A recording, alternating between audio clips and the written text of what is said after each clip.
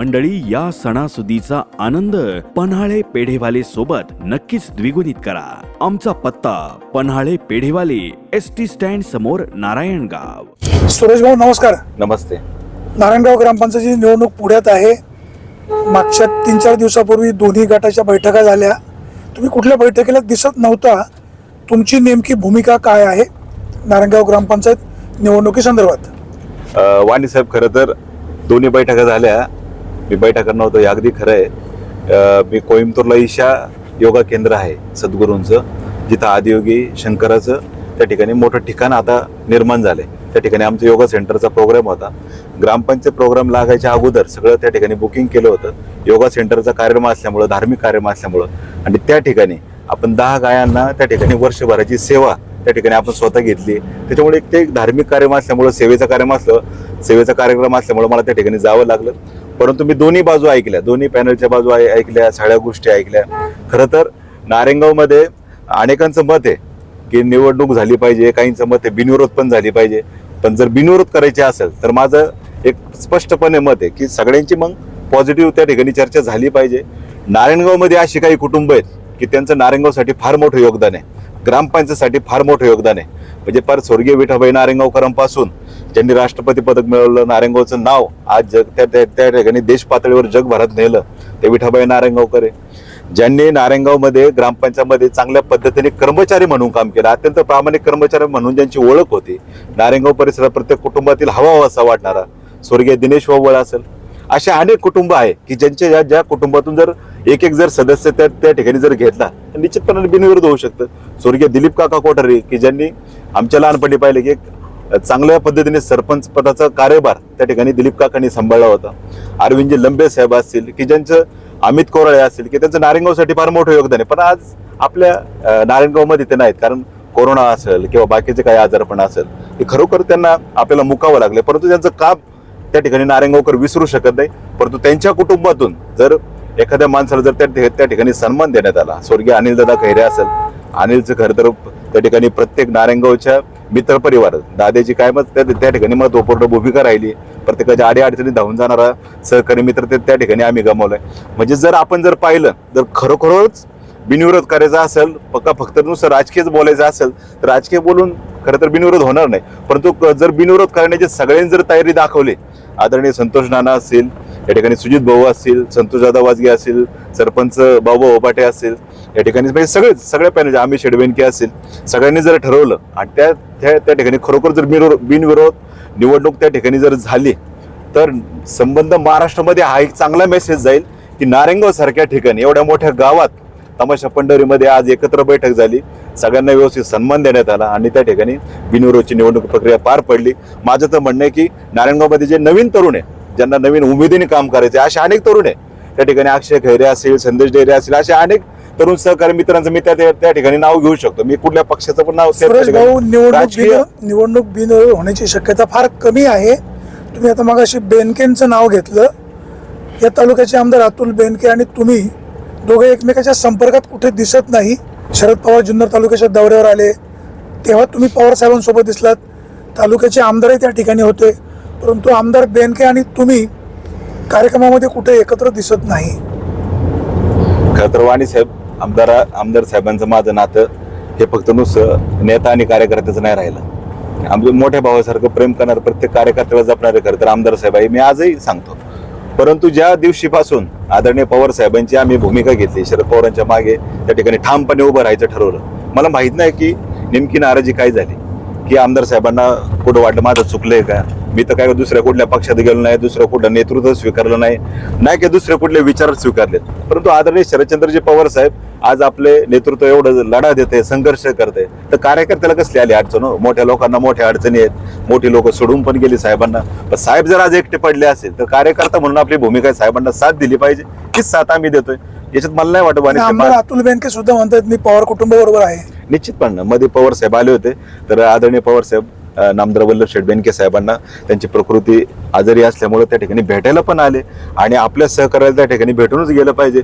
म्हणजे आदरणीय पवार साहेब इतका त्या ठिकाणी विचार करतात. निश्चितपणे बेनके कुटुंबाचं आणि पवार कुटुंबाचं फार मोठं ऋणानुबंध आहेत, ते कोण विसरू शकत नाही. परंतु सगळ्यात सांगायचा मुद्दा की आमदार साहेब का नाराज झाले मला माहीत नाही. कारण तुम्ही माझा मोबाईल बघा 88-88-14-14 वरून जो फोन यायचा तो आज फोन बंद झाला. मी त्या फोनला मिस पण करतो वाणी साहेब. त्या फोनमध्ये फार मोठी ताकद आहे.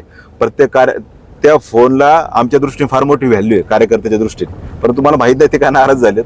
आज खरं तर आदरणीय शरदचंद्रजी पवार साहेबांच्या संघर्षात आज आम्हाला वाटतं की त्या संघर्षात निश्चितपणे आपले आमदार साहेब पण त्या ठिकाणी पाहिजे होते. संबंध महाराष्ट्रभर पवार साहेबांच्या मागं सावलीसारखं उभं राहिलं पाहिजे नव्हते हे आम्हाला निश्चितपणे वाटतं. परंतु ठीक आहे, काही समजा त्यांच्या काही विकास निधींच्या अडचणी असेल किंवा काय असेल, परंतु आम्हाला असं आजही वाटतं की ते निश्चितपणे सगळं जन्मत ओळखून कार्यकर्त्यांची भावना ओळखून योग्य निर्णय घेतील. आजही आम्हाला असं वाटतंय. आणि नारायणगावच्या बाबत वाणी साहेब मगाशी एक सांगायचं राहून गेलं की नारायणगावचं ग्रामीण रुग्णालय असेल, अशा अनेक ठिकाणी अनेक गोष्टी आहेत. त्या दिवशी सरपंच साहेब बोलले की मल्टी स्पेशालिटी हॉस्पिटल नारायणगावमध्ये झालं पाहिजे. ही संकल्पना खरोखर खूप चांगली आहे.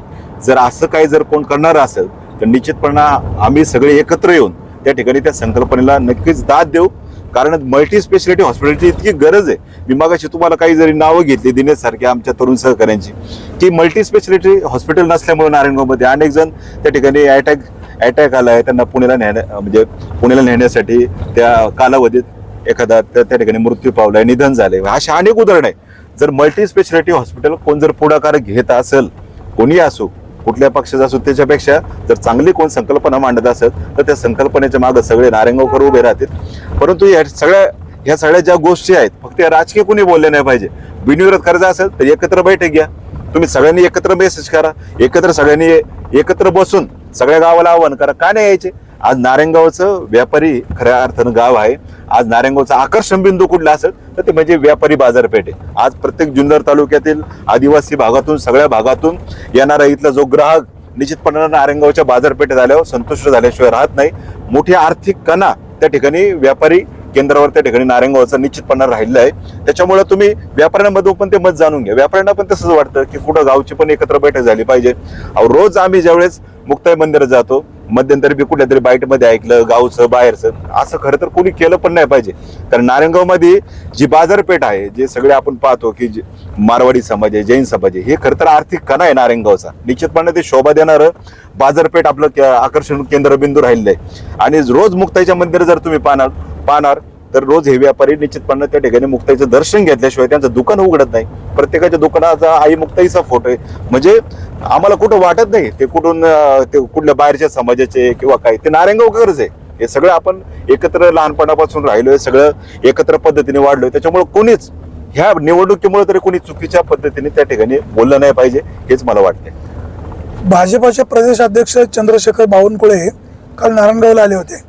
त्यांनी कार्यकर्त्यांशी संवाद साधताना माध्यमांशी बोलताना सांगितलं की शरद पवार आणि उद्धव ठाकरे यांनी भाजपच्या आणि देवेंद्र फडणवीस यांच्या पाठीमध्ये खंजीर खुपसला. वाणी साहेब, सगळ्यात महत्त्वाची गोष्ट मी पाहिलं त्यांचं ते बाईट पण पाहिली. उद्धव ठाकरे साहेबांबद्दल ते एकेरी भाषेत बोलले, आदरणीय पवार साहेबांबद्दल पण त्यांनी चुकीची टीका केली. परंतु शरद पवार साहेबांनी पाठीत खंजीर खुपसायला, शरद पवार साहेब काय भाजपच्या आघाडीमध्ये नव्हते किंवा तुमच्या युती सोबत नव्हते, परंतु कुठली युती आघाडी नसताना पवार साहेबांनी कसं काय पाठीत खंजीर खुपसला? देवेंद्र फडणवीस मुख्यमंत्री होऊ नये म्हणून शरद पवारांनी एकही संधी सोडली नाही.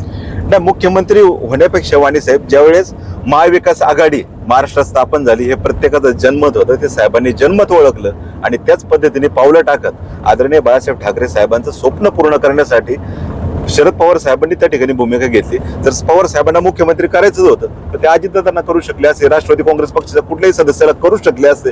परंतु सगळ्या महाराष्ट्राचं जनमत लक्षात घेता आणि त्यावेळेस महाविकास आघाडी ही स्टेबल राहिली पाहिजे म्हणून त्या ठिकाणी उद्धव ठाकरे साहेबांना त्या ठिकाणी त्यांनी मुख्यमंत्री केलं. आणि प्रत्येकाचं मत आहे, आजही आम्हाला वाटतं की महाविकास आघाडीचे परत उद्धव साहेबच मुख्यमंत्री झाले पाहिजे, त्यांना परत आपल्याला मुख्यमंत्री पदावर पाहिजे.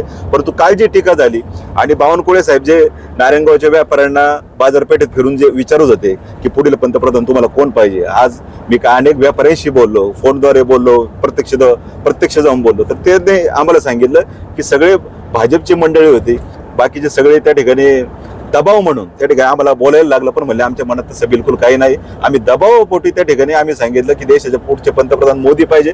परंतु आम्ही शेतकरी वर्गातील माणसं आहे, आम्ही व्यापारी वर्गातील माणसं आहे. रोज आम्ही जीएसटी भरतो. शेतकरी आज मेटाकुटीला आलाय. शेतकऱ्यांची काय अवस्था आहे, कांदेवाल्यांची काय अवस्था आहे, हे सगळं जर पाहता त्यांना कुठेही वाटत नाही की पुढच्या वेळेस निश्चितपणे सरकारमध्ये बदल झाला पाहिजे, निश्चितपणे इंडिया आघाडीचं सरकार आलं पाहिजे हे प्रत्येकाचं मत आहे. परंतु ऑन कॅमेरा त्या ठिकाणी दबावपोटी कोण बोलू शकणार नाही, कारण शेवटी व्यापारी वर्ग आहे, आपणही समजून घेऊ शकतो. मी या ठिकाणी कोणाचं नाव जाहीर करणार नाही, परंतु हे प्रत्येकाचं जनमत आहे. निश्चितपणे खरं तर मी त्यांच्या वक्तव्याचा निश्चित करतो. आदरणीय पवार साहेब हे उत्तुंग व्यक्तिमत्व आहे. महाराष्ट्र घडवण्यासाठी ज्या व्यक्तिमत्वाने वाणीसमिक, मी छोटंसं उदाहरण सांगतो, फक्त एकच वाक्यात सांगतो. त्या दिवशी इंजिनियर्स डे होता, आम्ही आवर्जून त्या कार्यक्रमाला गेलो होतो. मी काही इंजिनियर नाही, परंतु कार्यक्रमाला आवर्जून गेलो होतो, कारण पवार साहेबांनी जे इंजिनियर सेल्स जी स्थापन केली, नेमकं काय त्यांचं ध्येय धोरण आहे, काय विजन आहे, म्हणून आम्ही पाहायला गेलो. तर त्या कार्यक्रमात आम्हाला नवीन माहिती कळाली की संत तुकाराम कारखान्याचं पवार साहेबांच्या हस्ते भूमिपूजन होतं. आणि ज्यावेळेस पवार साहेब हिंजवडीला भूमिपूजनाला गेले, कारखान्याच्या भूमिपूजनाला गेले, नारळ फोडला. परंतु नारळ फोडून झाल्यावर त्याच कार्यक्रमात, जाहीर कार्यक्रमात पवार साहेबांनी जाहीर कार्यक्रमात सगळ्यांना सांगितलं, माईकवर सांगितलं की ह्या ठिकाणी जरी कारखान्याचा नारळ फुटला असेल, परंतु इथं कारखाना होणार नाही. त्याचं कारण असं की हिंजवडीमध्ये आपण IT पार्क उभं करू. मी तुम्हाला कारखान्याला पाहिजे तर दुसरी जागा देतो. हिंजवडी IT पार्क उभे करणारे पवार साहेब आहे, परंतु ज्या हिंजवडी IT पार्क मध्ये 3 लाख इंजिनियर काम करतात, आणि ज्यावेळेस तेच इंजिनियर ज्यावेळेस विचारतात पवार साहेबांनी काय केलं, त्यावेळेस आमच्या मनाला वाईट वाटतं. म्हणजे आज इंजिनियर असेल किंवा आपल्या पुणे जिल्ह्यात जर पाहिलं, हिंजवडी पासून, रांजणगाव पासून, चाकण असेल, तळेगाव असेल, इतके MIDC पवार साहेबांनी उभ्या केल्या. शिरूरची माणसं ज्यावेळेस पवार साहेबांकडे पाणी मागण्यासाठी गेली, साहेब म्हणले तुम्हाला पाणी तर देतोच, परंतु तुम्हाला एक MIDC देतो, म्हणून रांजणगावला त्या ठिकाणी MIDC उभी राहिली. आज शिरूरचं पाहतो आपण किती कायापालट झालंय.